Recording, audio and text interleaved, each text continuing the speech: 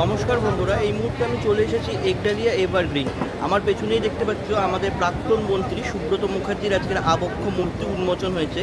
আর আজকের হচ্ছে ওনার জন্মদিন। তো আজকের দিনেই ক্লাব কর্তৃপক্ষ বেছে নিয়েছে খুঁটি পুজো উপলক্ষে। তো আজকের দিনেই একডালিয়া এভারগ্রিন তাদের খুঁটি পুজো করছে, যেটা হচ্ছে আমাদের দক্ষিণের খুবই একটা সাবেকি বড় পুজো।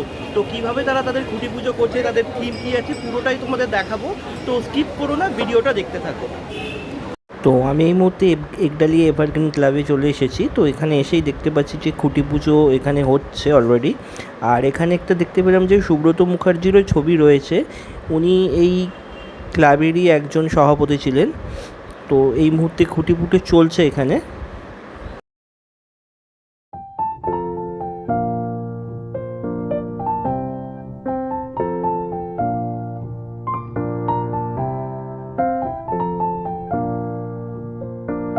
খুঁটি পুজো উপলক্ষে ক্লাবের সামনেটা ঠিক এরমভাবে সাজানো হয়েছে, দেখে নাও একবার। আর দেখো মানুষজন বসার জন্য এরকম চেয়ার বাটা হয়েছে।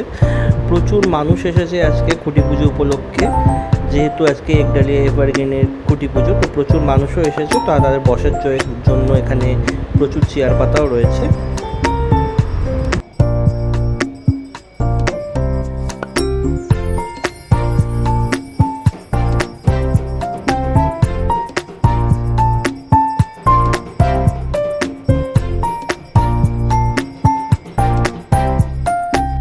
আজকের আমাদের রাজ্যের প্রাক্তন মন্ত্রী সুব্রত মুখার্জি এবং এই ক্লাবেরই সভাপতির জন্মদিন। তো সেই জন্যই আজকে তার একটি আবক্ষ মূর্তি এখানে উন্মোচন করা হয়েছে। দেখো আজকে সুব্রত মুখার্জির এই মূর্তিটি উন্মোচন করা হয়েছে এখানে।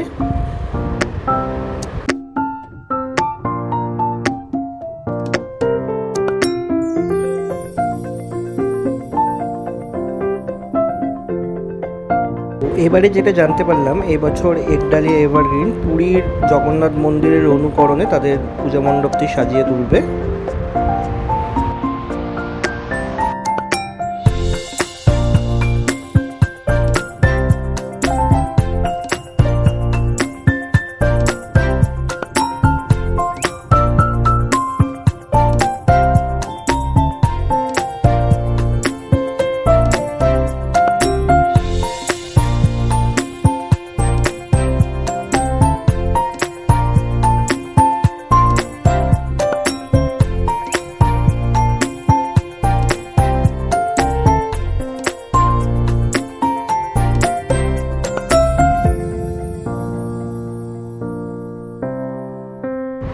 আর এদিকে খুঁটি পুজো শুরু হয়ে গেছে। আর খুঁটি পুজো উপলক্ষে এখানে আজ রাজ্যের মন্ত্রী শোভনদেব চট্টোপাধ্যায় উপস্থিত রয়েছেন প্রতিমা শিল্পী সনাতন রুদ্রপাল।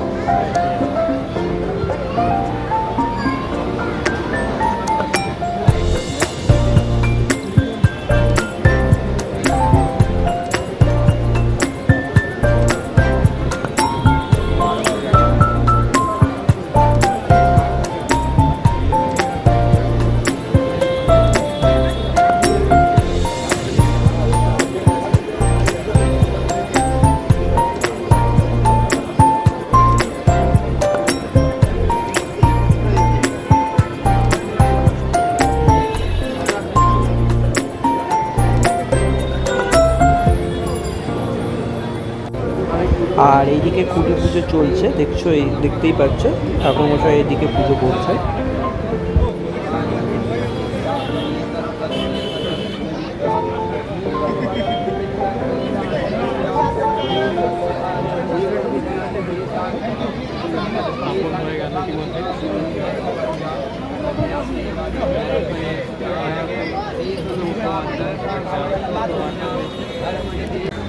আর এদিকে হোম শুরু হয়ে গেল।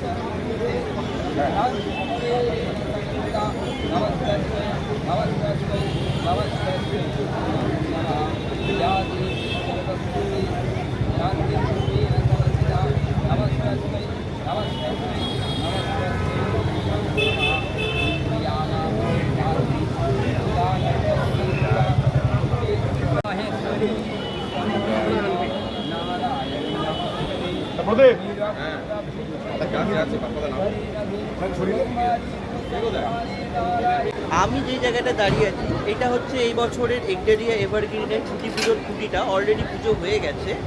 তো খুব তাড়াতাড়ি এনাদের মণ্ডপের সজ্জাও শুরু হয়ে যাবে।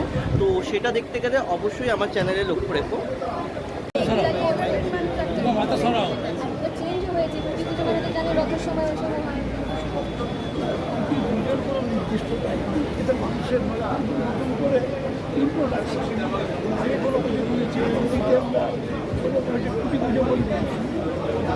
খুঁটি পুজো মানে হলো মাঝে বাড়িটা আসবেন, আমরা যখন বাড়ি করি তখন বাড়ি শুরু করার সময় একটা পুজো হয়। পুজো বাড়িতে প্রবেশ করার সময় একটা পুজো হয়, গৃহ প্রবেশ। ঠিক তেমনি এটা ভিত পুজো। অ্যাকচুয়ালি ভিত পুজো মানে প্রকৃতির পুজো, মাটির পুজো, যেখানে ভিতটা পুজো করা। তো সেগুলো আমাদের ধর্মে আছে। সেগুলো আমরা একটা অনুষ্ঠানের মধ্যে দিয়ে স্টেডি অনিয়মন গেটসের গো, এই যে ব্যাপারটা গো, এটা হয়ে গেল। অর্থাৎ একের দিনে পুজো করতে দুটো লোক, একটা ট্রেজারার একটা সেক্রেটারি। এটা প্রমাণ হয়ে গেছে বড় পুজো করতে গেলে ওই সেক্রেটারি আর ট্রেজারারে পারে টিম চাই। তো সেই জন্য পুজোর বেশ কিছুদিন আগে অনেক মানুষ এক জায়গায় জড়ো করে এই ধরনের পুজোর একটা খুঁটি পুজো চালু হয়েছে। খুঁটি পুজো ছিল চালু একমাত্র মাটির গায়ে, কিংবা মাটির পুজো হতো সেইটা হতো। কিন্তু এখন সেটা, এখন সেসব জিনিসকে ছাপিয়ে খুঁটি পুজো একটা সামাজিক অনুষ্ঠান ভাবছিলাম। ভীষণ ঘনিষ্ঠ বন্ধু ছিলেন। আমরা রাত 12টা বা 12:30টার সময় আমাদের মা ইন্ডিয়ার প্যাক করে মাঠে খেয়েছি। এরকমই আর কি মারা হতো। কেন কেন ফোন করে রাতে ওদের গল্প মনে কোন গল্প মানে কী গল্প ছিল তোমাদের বলতে পারবো না। তো সেই রকম গল্প আর কি মনে পড়ে যেত। এই ধরনের বন্ধুত্ব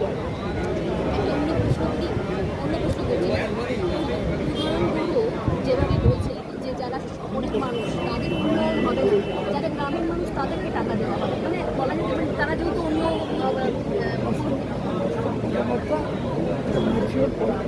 বলা উচিত যে আমাদের দলকে দেয়নি, সেই নাগরিক যে দিয়েছে সে নাগরিক, সবাই নাগরিকরা সমানভাবে দিয়েছিল। এটা মনে হয়তো মনে খুব হতে পারে, কিন্তু একজন দেশের পলিটিশিয়ানে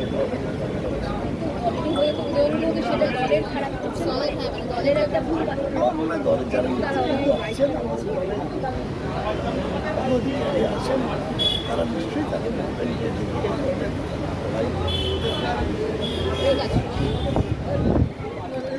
এমন একটা দিন যেদিনকে ঘিরে এখানে খুঁটি পুজো আমরা দেখতেই পাচ্ছি। তো কতটা জাস্ট মনে পড়ে, কতটা আজকে সুব্রতদাকে কতটা মনে পড়ছে এই একটু বলুন।